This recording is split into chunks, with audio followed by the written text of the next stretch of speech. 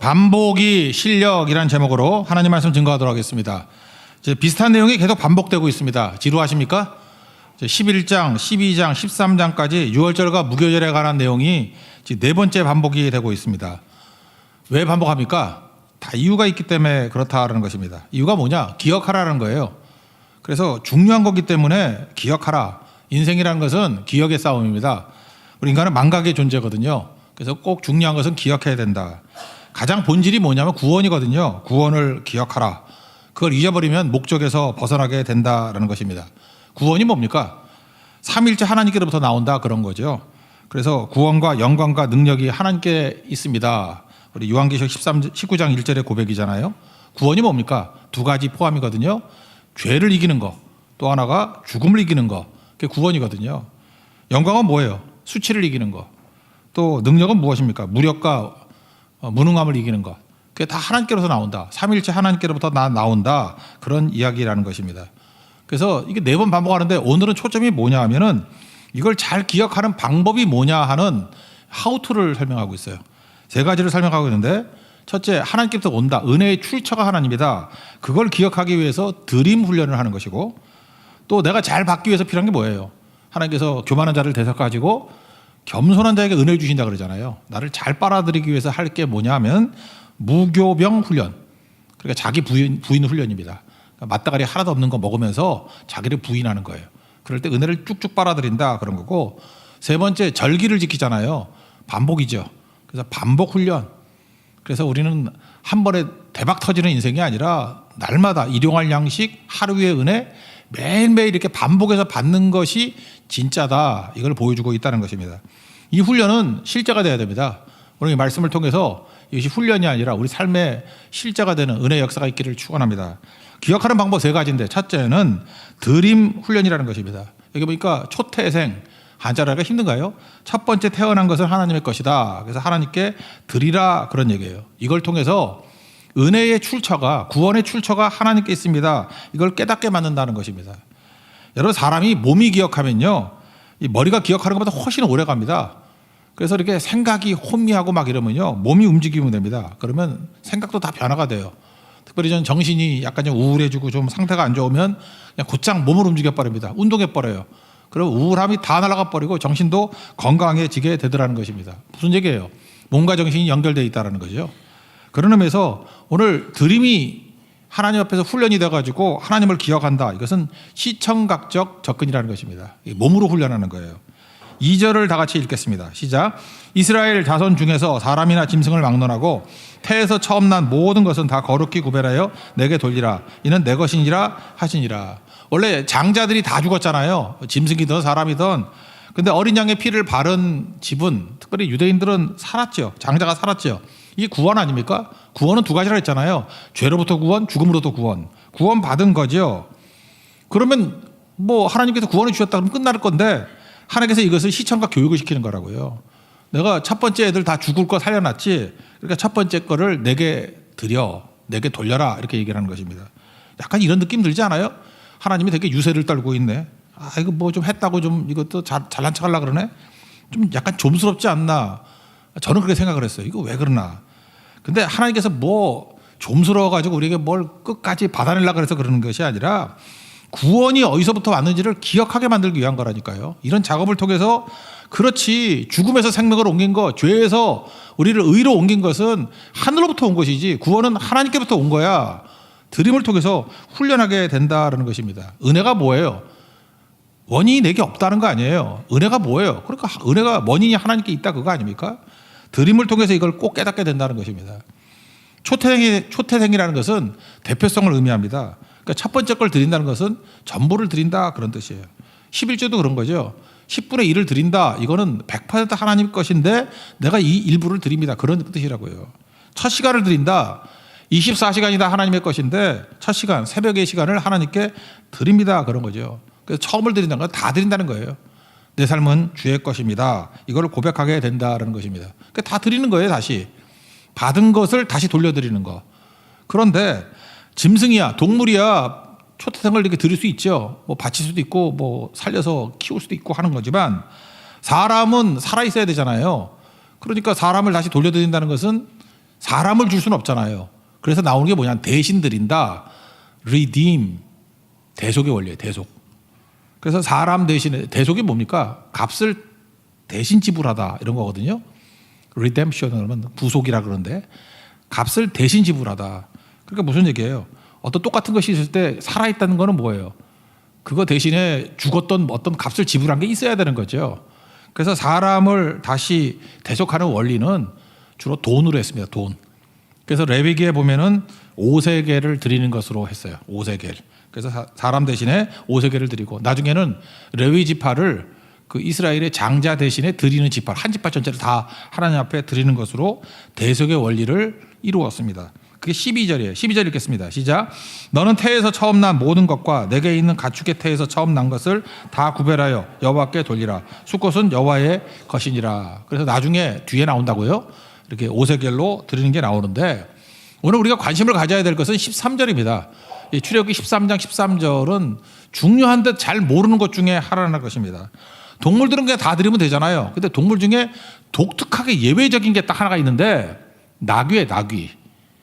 나귀는 레위기 11장에 보면은 그 깨끗한 음식이 동물이 있고 더러운 동물이 있고 그러잖아요. 그래서 부정한 동물 가운데 나귀가 들어갑니다. 나귀는 부정한 동물이에요. 왜냐? 조건 두 가지거든요. 굽이 갈라지지 않았고 그 다음에 되새김질하지 않아요. 그래서 이거는 부정한 동물입니다. 확연해요.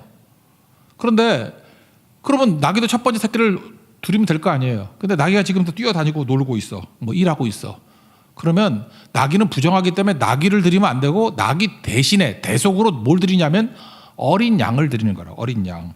그래서 13절에 나오잖아요. 나귀의 첫 새끼는 다 어린 양으로 대속할 것이요. 그러니까 나귀 새끼가 지금 움직이고 어린 나귀가 움직이고 있다는 얘기는 뭐예요? 저게 지금 살아있는 것은 저거 대신에 어린 양이 죽었기 때문이야. 이거를 인식할 수 있죠. 그래서 나귀는 죄인을 상징하는 겁니다. 나귀는 우리를 상징하는 거예요. 우리가 지금 나귀 같은 존재인데 이렇게 살아있다는 건 뭐예요? 대신 죽은 어린 양이 있기 때문이다. 그래서 동물 가운데 나귀를 독특하게 티피컬하게 뽑아가지고 지금 설명을 하고 있다라는 것입니다. 만약에 어린 양이 대신 죽지 않으면 어떤 일이 벌어져요? 그 앞에 나오잖아요. 목이 꺾일 것이다. 그죠? 목이 죽는다는 거죠. 목을 꺾을 것이다. 그러니까 어린 양 없이 그냥 살아 움직인다는 건 다 죽여버린다는 거예요. 반면에 살아있다는 것은 대신 죽은 어린 양이 있다. 그런 뜻이라는 것입니다. 그래서 나귀를 보면서 느끼는 게 뭐냐 하면은 어린 양의 죽음을 통해서 살아있구나. 어린 양의 죽음을 통해서 깨끗해졌구나. 이런 것을 깨닫게 된다는 것입니다. 그래서 원래 나귀는 쓰임받지 못하거든요. 근데 예수님도 나귀 타고 예루살렘에 입성하셨잖아요. 그 얘기는 뭐예요? 그 나귀 속에서 뭘 봐야 돼요? 대신 죽은 어린 양을 봐야 된다고. 어린 양이 죽었기 때문에 저 나귀가 있구나. 어린 나귀가 있구나. 그게 바로 나죠. 예수님이 나를 사용하시는구나. 그러니까 나귀는 더러운 존재인데 어린 양 때문에 쓰임받게 된 존재로 변화됨을 보여주고 있다는 것입니다. 사사기에 보면 삼손이 나귀 턱뼈를 가지고 뭐 대적 1000명을 때려 죽이고 그런 거 나오죠. 이게 사실은 우리는 별거 아니라고 생각하는데 되게 대단한 의미예요. 나귀는 부정한 동물인데 그 부정한 것을 깨끗하게 만들어가지고 하나님의 도구로 쓰임받았다. 그런 의미가 있다고요.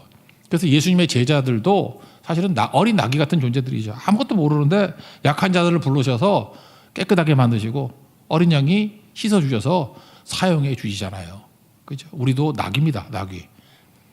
제가 한 3명 정도한테 물어봤어요. 물어봤더니 이 나귀에 대한 메시지 잘 모르더라고. 오래 믿은 사람이라고 생각했는데도 불구하고. 조금 전에 찬양했던 나의 약함은 나의 자랑이요. 이 찬양이 있지 않습니까? 제가 일부러 앞부분에 2번 반복해서 불렀잖아요. 나는 기대가 없는 어린 나귀 같으나. 이 뜻이 뭔지 알아요? 이런 뜻이라고. 나는 어린 나귀 같으나 죽어야 될 존재라는 거예요. 부정한 존재라는 거예요. 근데 살아있죠. 그래서 기대할 바가 없어요. 기대가 없는 어린 나귀 같은 존재. 죄인이에요. 아무 가치가 없어요. 근데 제가 살아있다는 건 뭐예요? 어린 양이 대신 죽었기 때문에. 예수님이 대신 죽었기 때문에 내가 살아있다. 그래서 은혜의 상징이라고. 은혜로 살아있는 상징이라고. 그 뒤에 나오잖아요. 늘 쓰러져도 다시 일어남도 예수의 생명이 내 안에 있기 때문에 그렇다고. 이거 알았어요? 꿀먹은 버거리네. 다 표현들이 없네. 그러니까 이게 부정한 낙이 메시지가 굉장히 중요한 메시지라고요. 부정한 낙인데 내가 이게 살아 움직이고 있어요. 쓰임받고 있어요. 어린 양이 죽었기 때문이라고. 어린 양의 대속 때문이라고. 그래서 이 어린 낙이 같으나 이건 엄청난 고백입니다. 내가 은혜 받은 존재고 은혜로 살게 되었고 은혜로 쓰임 받습니다. 그래서 나의 약함은 내가 어린 낙인데 내 자랑이 되고 나의 실패는 내 간증이 되고 내 영광이 된다고 이렇게 나오는 것입니다. 그래서 내 삶은 주의 것이죠. 그래서 여러분들 드림을 통해서 하나님 앞에 드림을 통해서 이 은혜의 원천이 하나님께 있습니다. 이걸 깨닫게 되는 거예요. 드림을 통해서 어린 나귀 같은 내가 어린 양의 죽음을 통해서 이렇게 쓰임받고 영광스럽게 되었습니다. 예수님이 영광 아니에요. 그죠? 예수님이 나를 타고 움직일 수 있는 존재가 되었습니다. 이 은혜가 하늘로부터 옵니다. 그런 고백이라는 거예요. 저는 11절 들릴 때 항상 그래요. 이게 100% 하나님의 것인데 내 모든 것이 다 하나님의 것입니다.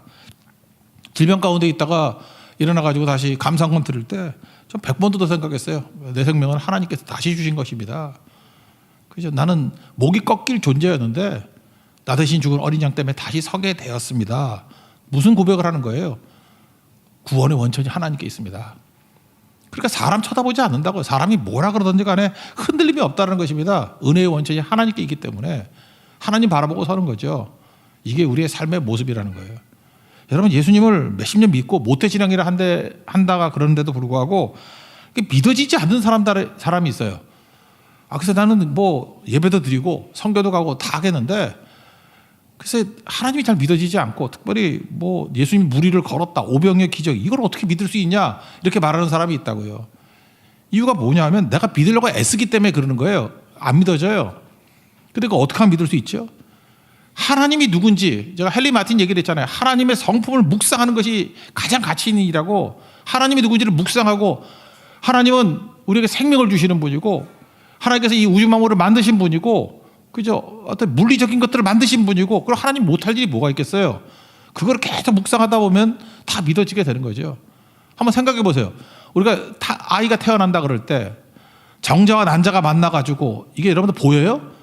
근데 우린 다 믿잖아요. 그죠? 그래서 잉태해가지고 아기가 태어났다. 이게 사실 물리적인 현상으로 불가능해 보이는데 생명현상이라는 걸 우리가 날마다 경험하고 있잖아요. 봐서 알아요? 실제로 경험해서 하는 거지. 그런 것들을 보면서 그렇지. 우리 눈에 보이는 물리현상이 다가 아니야. 하나님은 다 하실 수 있어. 그걸 깨닫게 되는 거죠. 옛날에 그런 거 있잖아요. 지중해에서 이렇게 소용돌이 바람이 불었어요.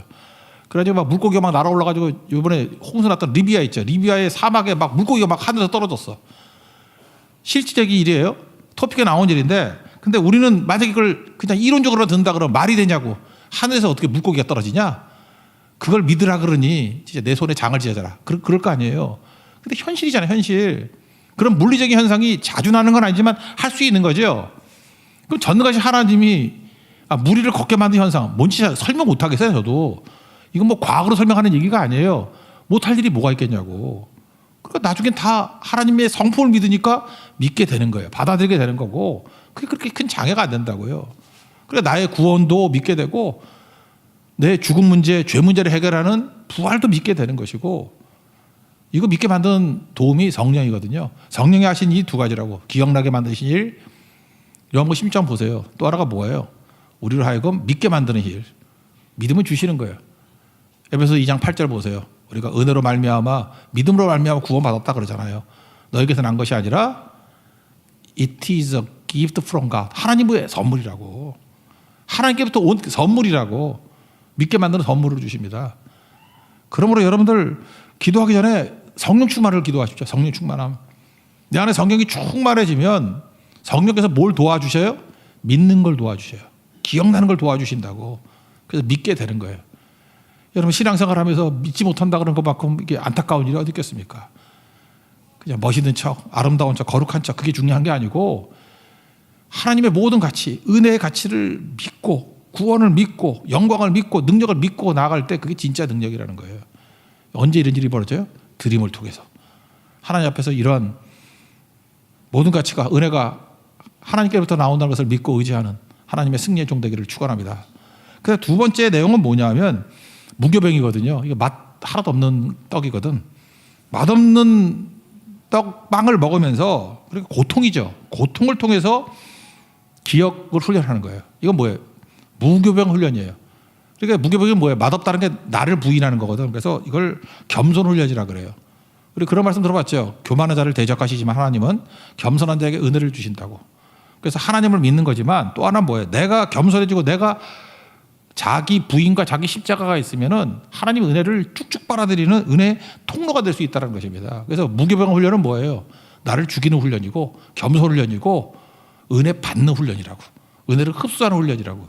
이게 있어야만 이걸 꼭 기억하라는 거예요. 이게 있어야만 은혜를 받아들일 수 있는 그릇이 될 수 있다. 그것을 보여주고 있습니다. 3절 다 같이 읽겠습니다. 시작. 모세가 백성에게 이르되 너희는 애굽고 종되었던 집에서 나온 그날을 기념하여 유교병을 먹지 말라. 여호와께서 그 손의 권능으로 너희를 그곳에서 인도하여 내셨음이니라. 그러니까 무교병은 맛없는 떡이라니까요. 그러니까 식사의 고통을 통해서 하나님 앞에서 자기 자신을 부인해서 은혜 받을 수 있다는 것을 기억하라. 그런 거죠. 이게 안식하고도 똑같은 거예요. 안식이 뭡니까? 일 중단하는 거 아니에요. 안식의 의미가 뭐라 그랬어요? 완성이라고. 완성은 하나님께 있다고. 우리는 그렇잖아요. 뭘 완성하려고 그러면 죽어라 공부하고 죽어라 일하고 막 그래야 되는 거 아니에요? 내 힘으로. 근데 그게 아니라는 거죠. 일을 중단한다는 건 뭐예요? 중단하고 예배 드린다는 건 뭐예요? 그 자기를 부인하는 거 아니에요? 이게 무교병 아니에요? 그죠? 이렇게 완성 안 시키는 거 아니에요? 누르기 안 들어간 거 아니에요? 근데 하나님이 완성시켜 주신다. 그러니까 뭐예요? 은혜를 체험하는 거죠. 구원을 체험하는 거죠. 금식도 마찬가지죠. 먹어야 힘을 얻잖아요. 근데 우리가 주기적으로 금식을 합니다. 금식은 뭐예요? 안 먹었는데도 일이 됐다는 것은 내 힘으로 된 게 아니죠. 하나님의 은혜로 된 거죠. 그래서 이게 무교병 훈련이 돼야 된다는 것입니다. 우리는 세상에서 모든 힘이 오는 줄 알아요. 이게 아니고 하나님께부터 힘이 옵니다. 우리 세상에서 구원이 오는 줄 알아요. 아닙니다. 하나님께부터 구원이 옵니다. 세상을 대표로 하는 것이 요즘에 그 금요철야 때 요한계시록 하거든요. 요한계시 18장에 보면 바벨론이 세상의 상징이에요. 세상 시스템. 바벨론이 망했다, 망했다, 망했다 그런다고. 바벨론의 특징이 두 가지거든요. 음행과 사치. 여기서 말하는 음행이라는 건 뭐냐면 도덕적인 음행 그런 게 아니에요. 음행이라는 것은 정의를 이렇게 내려야 됩니다. 하나님 없는 만족. 그러니까 하나님 없이도 만족할 수 있다. 이게 세상 시스템의 특징이에요. 하나님 없이 내가 얼마든지 만족할 수 있다. 만족이 없죠. 만족이 없으니까 어떻게 돼요? 사치로 간다고. 사치가 뭐예요? 과도함이에요. 과도함. 부족하니까 모아 더. 그러니까 중독에 빠지죠. 그래서 하나님 없는 만족을 취하는 사람들은 다 사치에 빠지는데 과도함이 나중에는 중독에 빠지고 나중에 변태로 빠져버린다고. 그래서 세상의 특징은 음행과 사치다 이런 거죠. 그러니까 하나님 백성은 뭐예요? 무교병 정신이니까 뭐예요? 세상으로부터 만족 얻지 않고 하나님께서 만족을 얻습니다. 그래서 그걸 끊어버리니까 세상 것을. 그러니까 사치가 아니라 뭐예요? 절제죠. 단순함이죠. 우리는 누룩 안 넣어도 돼. 단순하게도 살 수 있어. 근데 하나님의 능력으로 되는 거야. 이런 거죠. 이런 거 성교 가서도 훈련할 수 있죠. 성교 갈 때 절제가 필요합니다. 성교 갈 때 너무 옷도 많이 가지고 가고 짐도 많고 그러면 안 돼요. 성교 가다 보면 뭐 권사님들 집사님들 뭐 음식 해준다고 뭐 한 보따리 싸가는데 내가 볼 때 그 신앙이 없는 거예요. 단순해야 돼요. 그 필요한 거 거기 가서 얻으면 되지. 뭐 정 안 되면 뭐 기도하면 오병이어 기적이 일어나겠죠. 이런 마음으로 가야 된다고. 그러니까 단순하게. 그럼 하나님이 거기서 채워주시는 게 있거든요. 근데 내가 다 준비하겠다는 건 이게 문제가 되는 거죠. 우리 한국 사람이 옛날에 한번 소개했죠. 유럽에 있는 어떤 수도원에 갔더니 거기가 굉장히 절제하는 수도원이에요. 갔더니 그 안내해 주신 분이 그렇게 묻더라는 거예요. 혹시 필요한 거 있으면 말씀해 주세요. 그러더라는 거예요. 그래서 기대했죠. 뭐 줄라 그러는가 보다. 그랬더니 그 다음 말이 또 재밌는 거예요. 말씀해 주시면 그것 없이도 살 수 있는 방법을 알려드리겠습니다. 그러더라는 거예요. 그죠? 그래서 그분이 처음에 생각할 때 여기 치약이 필요하네요. 그러라 그랬더니 그거 없이도 살 수 있는 방법을 알려준대요. 소금 있는 거로 쓰라 그러고. 그러니까 없이도 살 수 있는 거 거기서 다 세상에 주는 만족도를 끌어버리고 난 다음에 하나님이 공급해 주시는 엄청난 것들이 있다는 것을 깨닫게 됐다. 그런 뜻이더라고요. 선교팀 있는 이유가 뭔지 아십니까? 뭐 우리 그 멤버십을 강화시키기 위해서 그런 거 아니에요. 선교팀이라는 건 뭐냐면 한 2장쯤 사가지고요. 그냥 빨아해보라고. 단순한 거죠. 나는 이거 단순하게 딴 걸로 준비하지 않겠습니다. 무교병 정신이라고. 나는 옷으로 뭐 어필하려고 그러지 아니하고 최고로 단순하게 그리고 하나님이 채우시는 은혜를 구하며 살겠습니다. 이게 무교병 정신이에요. 자기 부인, 자기 십자가라고. 제가 지금 기억나는데 얼마 전에 그 말레이시아 선교를 갔던 기억이 나는데 어떤 자매였어요. 자매인데 일주일 정도 가니까 뭐 짐이 좀 꽤 있어야 될 거 아닙니까? 뭐 이렇게 가방이라도 하나 끌고 다녀야 되는 거 아니에요? 그런데 이렇게 이걸 뭐 토트백이라 그래야 되나? 이렇게 숄더백이라 그래야 되나? 어깨에 딱 거는 거 있잖아요. 걸고 이렇게 원통으로 된 거. 동그랗고 크지도 않아요. 그냥 한 요 정도 뼘? 그거 하나 들고 왔어. 그래서 짐은 어디냐? 그래서 이게 다래. 그래서 내가 엄청 감명과 감동을 받았어요. 엄청 단순하게 사는구나. 또 돌이켜보니까 얼마나 더럽게 살까? 이런 생각도 들긴 했지만 하여튼 진짜 뭐 옷도 뭐 2개나 들어갈까? 뭐 그냥 없어요. 아무것도. 그러니까 insanely simple. 미친 듯이 심플하게 살더라고. 제가 볼 때 거기서 아름다움이 보이더라고. 저기 자기 부인이고 자기 십자가 지는 거구나. 단순해지는구나. 은혜 부어주시겠지. 그랬더니 어떤 목사님한테 결혼했더라고. 얼마 전에. 누군지 알죠? 하여튼 그렇게 되더라고. 예. 그러니까 단순함이 능력이에요. 내가 볼 때 거기서 뭐 좀 가치가 있어 보이더라고. 여러분 사람이 참 묘합니다. 편안해지려고 그러잖아요. 평안이 없어요. 그러니까 자기 부인 단순하게 산다 그러면 그게 백신이 돼가지고 두려움이 없어집니다. 근심이 사라져버려요. 왜? 아무것도 없어도 하나님이 채워주시는 은혜로 살 수 있어. 그게 무교병 훈련이에요. 반면에 복잡하게 사는 사람들이 있죠. 그러면 근심 걱정이 그칠 날이 없다고. 이것도 부족하고 저것도 부족하고 또 있더라도 없어지면 어떡하나. 또 있더라도 나는 풍족한데 우리 자손들 못 먹고 살면 어떡하나. 진짜 그래요. 자손이 먹고 살만하면 모르잖아요. 손자 손녀들 못 먹고 살면 어떡하나. 그러다 망합니다. 그게 은혜가 사라지는 바벨론적인 인생을 사는 인생이에요. 반면에 믿음 가지고 사는 사람들을 보면 별로 없어요. 객관적으로 볼 때. 근데 하나님이 채워주시는 걸 믿고 근심이 없어요. 평안하다고. 정말이에요. 성경티 하나 입고 사는 인생같이 보이는데 모든 것을 다 가진 사람같이 산다는 것입니다. 이게 무교병 훈련이에요. 하나님 앞에서 은혜 받을 수 있는 사람은 이런 단순함과 자기 부인이 있어야 된다는 것입니다. 겸손한 종되는 하나님의 거룩한 종 되기를 축원합니다. 그래서 마지막 3번째 이것을 절기를 지키라 그러잖아요. 그게 뭐예요? 반복하라는 거예요. 반복이 능력이라는 것입니다. 워런 버핏이 그런 얘기 했던 것 같아요. 돈 버는 방법도 똑같더라고. 원칙을 붙들래. 원리 원칙. 그래 가치죠, 가치. 그리고 반복하라. 죽어라 반복하라. 제가 볼 때 어리석은 사람이 둘이 있는데 하나는 원칙이 뭔지를 몰라. 그래서 엉뚱한 거 붙들면 이건 무조건 뭐 보나마나 안 되는 거고. 2번째 바보가 있는데 원칙은 알아. 반복을 안 해요. 그래서 다 알고 나 끝나고 난다고 그래. 나 다 알고 있었는데 못 주란 말 하지도 않고. 그러니까 뭐예요? 원칙과 반복이에요. 하여튼 워런 버핏의 모든 책들과 그거 강의 보세요. 핵심은 원칙 붙들고 죽어라 반복하라예요. 그거라고. 하나님의 원칙도 그보다 더 앞서겠죠. 반복하라 그게 뭐예요? 절기를 지키라는 거죠. 5절 마지막 절에 보니까 이 예식을 지켜라. 6절 보니까 절기를 지켜라 이렇게 나오죠. 이게 뭐예요? 형식을 가지고 내용을 채운 계속해서 반복하라 그런 뜻이라는 것입니다. 오늘 그 칼럼에도 나오고 우리 수요일 날 로마서 보면서도 살폈지만 진짜와 가짜가 있는데 그중에 하나가 믿음과 믿음주의가 있거든요. belief와 believism. 믿음과 믿음주의. 믿음은 진짜고 믿음주의는 가짜인데 믿음주의의 특징이 뭐냐? 형식만 있는 거예요. 믿음은 3가지라고 그랬잖아요. 로마서 10장에 보면은 머리, 마음, 입 이 3가지가 일치가 되는 게 진짜 믿음인데 머리도 없고 마음도 없어요. 그냥 입으로만 믿습니다, 믿습니다, 주여, 주여, 주여 하는 거예요.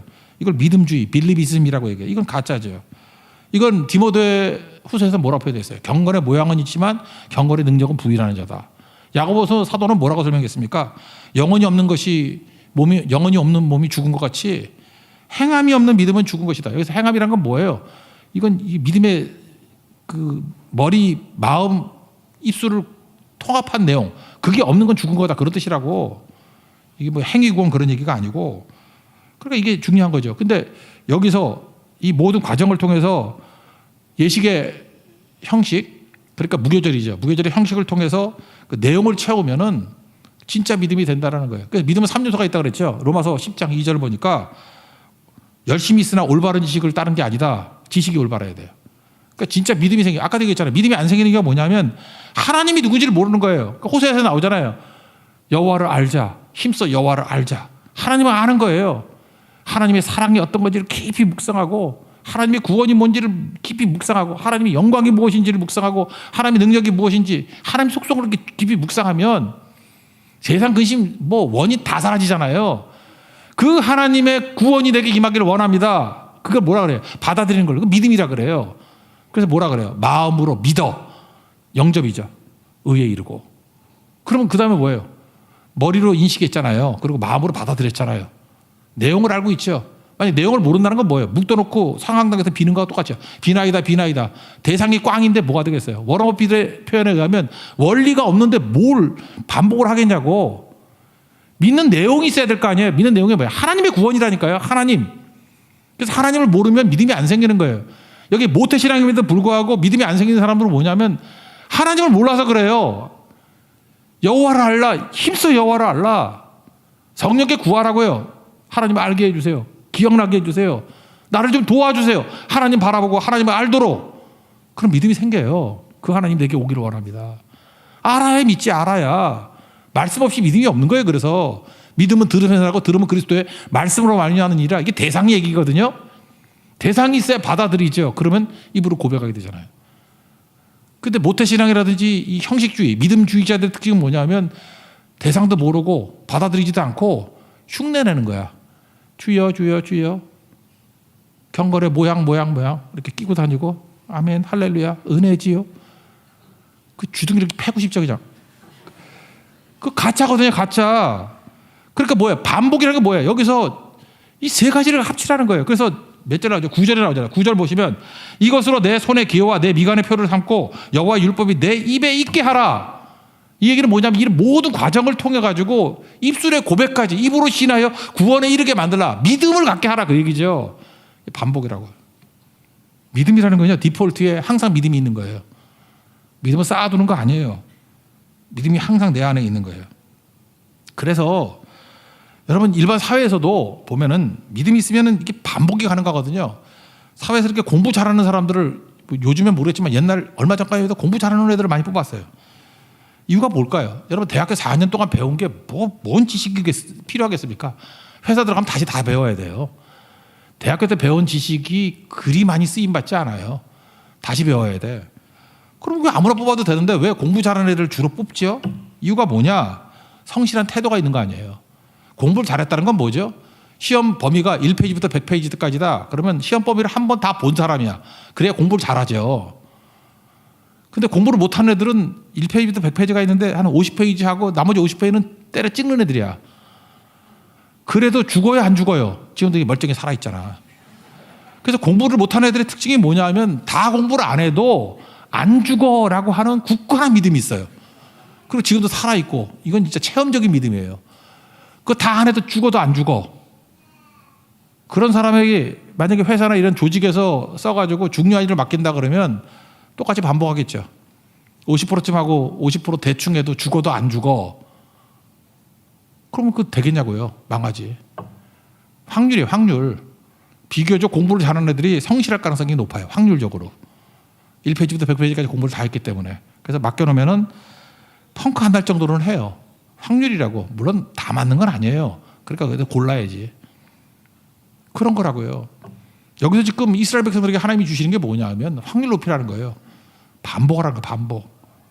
그래서 은혜는 구원의 은혜는 하나님께 있다. 그리고 네가 겸손하고 무교절 훈련을 해야지 네게 받아들일 수 있는 능력이 임하는 것이다. 그래야 살 수 있다. 이거를 반복하고 반복하라는 거예요. 아마추어 프로의 차이점이 뭐예요? 아마추어는요 하고 싶을 때만 하는 겁니다. 반복이 잘 안 돼요. 그래서 아마추어예요. 프로는 어떻죠? 하고 싶지 않을 때도 언제나 해요. 눈이 오나 비가 오나. 그래서 프로예요. 그래서 예수를 믿는 것은 프로로 믿어야 됩니다. 왜? 하나님이 프로거든요. 하나님의 성실성, 에메트. 성실하던 게 뭐예요? 그게 반복이 가능하다는 거예요. 하나님은 지금 반복적으로 오늘도 해주시고 내일도 해주시고 모레도 해주실 거죠? 그 다음날 해가 안 뜨거나 그렇지 않잖아요. 하나님은 성실하신 하나님이에요. 반복이 가능한 하나님. 우리도 그거를 믿고 의지해야 된다는 것입니다. 그래서 그거 훈련시키려고 반복 훈련시키려고 광야에서 만나를 주신 거예요. 그게 바로 뭐죠? 데일리 브레드, 일용할 양식. 매일매일마다 먹을 걸 주셨다는 것이에요. 매일매일마다. 이건 두 가지 의미가 있어요. 첫째, 우리에게 공급은 하나님이 해 주시는 것이다. 그래서 하나님의 공급을 믿는 사람은 사람 앞에 비굴하지 않습니다. 굽신거리지 않아요. 왜? 공급은 하나님이 해 주시기 때문에. 그럼 우리가 힘쓰고 애쓰는 건 뭘 위해서 해야 되는 거죠? 하나님의 나라와 그의 의를 위한 거에 힘쓰고 애쓰는 거예요. 그럼 나머지 먹고 사는 문제는 너에게 더하여 주시리라. 그렇게 사는 거예요. 그게 하나님 믿고 의지하는 백성들이라고. 그런데 하나님이 하늘의 공부를 어떤 방식으로 주시냐 하면 반복을 통해서 주신다고요. 반복을 통해 주신다는 게 뭐예요? 일용할 양식이라니까요. 나가서 만나가 하늘에서 비같이 내려오는데 이틀분 갖고 오면 다 썩어버렸대. 밖에 나가서 어떻게 가져와야 돼요? 원데이, 데일리 브레드, 원데이. 그날 것만 갖고 와야 돼. 그날 것만. 이건 무슨 얘기예요? 동행하겠다는 얘기죠. 오늘 만나 주시면 내일 걱정 안 해요. 내일도 주시겠지. 모레 걱정 안 해요. 모레도 주시겠지. 이게 하나님의 공급이에요. 이게 반복 훈련이라고. 그래서 일용할 양식, 이게 중요한 거예요. 일용할 양식. 이거를 찾는 거죠. 근데 믿음이 없는 사람의 특징은 뭐죠? 오늘 살잖아요. 오늘 사는데 오늘 하나님이 공급해 주시면 감사하고 살아야 되는데 근심과 걱정 위에 불신이죠. 내일을 걱정하는 거야. 모레를 걱정하는 거야. 그래서 그들이 원하는 건 뭐냐면 일용할 양식을 절대 구하지도 않을 뿐만 아니라 일용할 양식을 주셔도 감사치도 않아요. 째째하게 일용할 양식이 뭐야? 이렇게 나간다고. 그래서 항상 주요할 양식. 일주일 단위로 주세요. 이게 일주일에 한 번씩 교회 나오는 사람들의 특징이죠. 주요할 양식. 일용할 양식을 주옵시고 이렇게 하면 안 돼요. 주기도문도 주요할 양식을 주옵시고. 오늘 아침에 어떤 분한테 내가 메시지가 왔는데 목사님 오늘 오래간만에 주일 예배 갈 거예요. 그분은 월용할 양식. 한 달에 한 번씩 월용할 양식. 그것도 싫지. 어떤 사람은 1년에 한 번씩 오는 사람이 있잖아요. 무슨 전국 차잖아요. 1년에 한 번씩. 그 연용할 양식. 그것도 싫어요. 어떤 사람은 일생 펴고 먹을 양식. 그래서 믿음이 없는 사람의 특징이 뭐냐? 대박을 원해요. 대박. 우리 쌓아두는 걸 원해요. 쌓아두고 든든하게 내가 먹고 자식 내가 먹고 후손이 먹고 살 만큼 그래가지고 살기를 원해요. 근데 쌓아두면 이게 바벨론의 특징이라니까 망해요. 쌓아둔 거는 징벌이 있습니다. 녹과 동록과 도둑이 와요. 없어집니다. 가치 없습니다. 어리석은 부자죠. 막 쌓아두고 있어서 잘 먹고 잘 살자 그랬더니 오늘 밤 내 영혼을 취하리니 누구 것이 될 것이냐. 이 어리석은 자요. 바보 찬치다. 그런 얘기입니다. 일용할 양식을 얻는 사람은 싱싱합니다. 공급이 있습니다. 능력이 있습니다. 그러고 살아가는 거예요. 그래서 여러분들 오늘 우리 찬양하는 것도 있잖아요. 하루의 은혜라고. 하루의 은혜. 오늘 저녁 때까지는 병 안 날 것 같죠? 지금 현재. 그럼 감사하고 살라고요. 오늘 저녁까지 먹을 거 있죠? 일단 여기 왔으니까 교회 오니까 점심은 줄 거고, 그죠? 한 10,000원만 있으면 되지. 저녁금 대충 때울 수 있고. 그럼 감사히 살라고. 내일은 내일 채워 주실 거라고요. 그래서 하루의 은혜 찬양이 뭐예요? 처음에는 되게 찝찝하게 부르잖아요. 처음에는 뭐 살아내기에 힘겨운 하루. 믿음이 없으면 이렇게 산다고. 감당하기에 버거운 하루. 살아가기에 두려운 하루. 순종하기에 무거운 하루. 처음 이러고 산다고요. 근데 어느 순간인가 내가 이렇게 사는 게 아니야. 온 마음 다해서 주님 바라보겠어요. 하루의 은혜, 일용할 은혜죠. 일용할 양식같이. 내게 임하면 문제가 안 되고 기도가 돼버리고요. 아픔이 아니라 자랑이 돼버리고. 아까 그러잖아요. 어린 나귀가 난 부정한 동물이었는데 이제는 내가 쓰임받는 존재예요. 자랑이 되잖아요. 고난이 축복이 되고 상처가 간증이 되고. 마태복음 6장 24절 나오잖아요. 34절. 내일 일에 염려하지 말라. 내일 일은 내일이 염려할 거죠. 주어가 내일이에요. 투마로우예요. 네가 걱정하지 말고 우리에게 걱정하라고 명령 준 적이 없어요. 내일이 내일 걱정하고 너는 오늘 하나님 주셨지? 그럼 감사하고 사는 거야. 지금 여러분 근심 걱정 많은 분들 있죠. 불안하다 그런 분들 있죠. 지금 걸어왔잖아 예배. 지금 문제 없잖아요. 왜 걱정하고 있죠? 내일 뭐가 어떻게 될까? 다음 달에 어떻게 될까? 그것 때문에 걱정하는 거 아니에요? 저러다가 병 나면 어떡해? 저러다 넘어지면 어떡해? 저러다 망하면 어떡해? 믿음이 없는 자요. 그 은혜를 모르는 자입니다. 하늘의 은혜를 구하는 자는 그렇게 살지 않습니다. 그래서 오늘 우리에게 기억하고 승리할 수 있는 길을 기억하고 또 기억하라는 거예요. 드림 훈련을 통해서 모든 가치와 구원은 은혜의 출처는 하늘에 있다.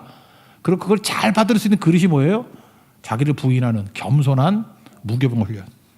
그리고 이거를 대박을 구하지 아니하고 일용할 양식, 일용할 은혜를 구하는 반복 훈련. 그게 예식이에요. 그게 예배고. 그걸 통해서 날마다 은혜 안에 살아갈 수 있는 종이 되기를 원한다. 이게 승리의 길이다. 이걸 알려주고 있습니다. 이것이 훈련의 원칙만이 아니라 우리 삶의 실제가 되는 축복이 하기를 기원합니다. 자리에서 일어나겠습니다. 하루의 은혜 찬양하겠습니다.